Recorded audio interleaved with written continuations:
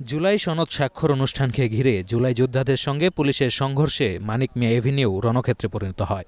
বহুল প্রতীক্ষিত জুলাই জাতীয় সনদ স্বাক্ষরিত হওয়ার আগে সকাল থেকে উত্তেজনাকর পরিস্থিতি তৈরি হয় সংসদ ভবন এলাকায়। জুলাই অভ্যুত্থানে আহত ছাত্রছাত্রীকে রাষ্ট্রীয় স্বীকৃতি ও জুলাই আহতদের বীর হিসেবে স্বীকৃতি প্রদানসহ ৩ দফা দাবিতে অনুষ্ঠানস্থলে অবস্থান নেন এবং বিক্ষোভ করতে শুরু করেন।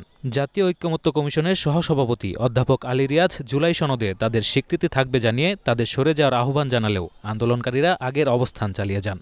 পরে আইনশৃঙ্খলা রক্ষাকারী বাহিনীর সদস্যরা তাদের সংসদ ভবন এলাকা থেকে সরিয়ে দিলে ধাওয়া পাল্টা শুরু হয়। এ সময় পুলিশের ব্যারিকেডের জন্য ব্যবহৃত রোড ব্লকারগুলো একত্রিত করে আগুন ধরিয়ে দেয় বিক্ষোভকারীরা। এদিকে মানিক মিয়া এভিনিউয়ে সেচ ভবনের সামনে জুলাই সনদ স্বাক্ষর অনুষ্ঠান উপলক্ষে তৈরি হওয়া অস্থায়ী তাঁবুতে আগুন ধরিয়ে দেয় আন্দোলনকারীরা। আন্দোলনকারীদের বিক্ষোভ নিয়ন্ত্রণে আনতে থেমে থেমে সাউন্ড গ্রেনেড ছুড়ছে পুলিশ। দুপুর ২টার দিকে মানিক মিয়া এভিনিউ থেকে আন্দোলনকারীদের সরিয়ে নিতে সক্ষম হয়েছে আইনশৃঙ্খলা বাহিনীর সদস্যরা। পরবর্তীতে পরিস্থিতি অস্থিতিশীল হওয়ার আশঙ্কায় সড়কে অবস্থান নেয় সেনা সদস্যরা।